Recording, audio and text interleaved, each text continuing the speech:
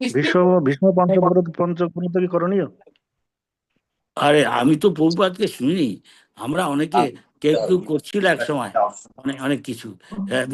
সারাদিন না খেয়ে সে তারপরে সন্ধ্যাবেলার দিকে আহ, কেন মেঝের মধ্যে, মেঝেটা পরিষ্কার করার মধ্যে ভাত ঢেলে আর একটু সিদ্ধ কিছু ঢেলে ওগুলো গরুর মতো হাতটা পিছন দিকে রেখে, গরু যেমন করে খায় আহ, হাঁটু গেড়ে মুখ দিয়ে খাচ্ছে, হাত দিয়ে না।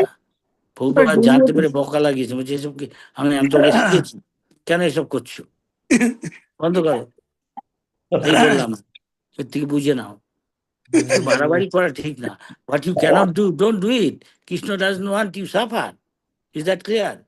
Krishna doesn't want his devotee suffer, as much as you can you do, and that you deserve, accordingly you will get what you deserve.